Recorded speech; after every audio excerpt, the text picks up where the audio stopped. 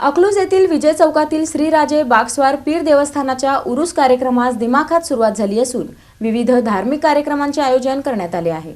अकलूज येथील विजय चौकातील श्रीराजे बागस्वार पीर देवस्थानाच्या उरूस कार्यक्रमास दिमाखात सुरुवात झाली असल्याची माहिती पुजारी सुनील लावंड यांनी पत्रकारांशी बोलताना दिली।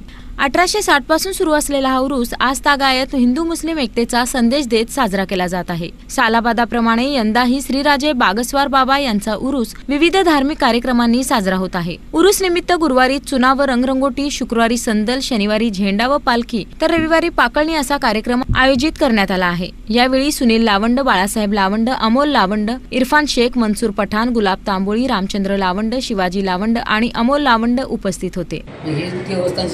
हे पुरातत्व खात्यातील जुने देवस्थान आहे।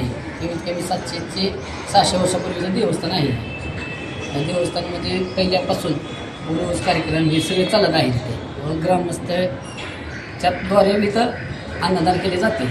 हे मंदिर म्हणजे मुस्लिम आणि हिंदू मुस्लिम समाजाचे वेगळं वैशिष्ट्य प्रमाण वेगळंच म्हणजे इथं सर्व धर्माचे लोक दर्शनासाठी येतात।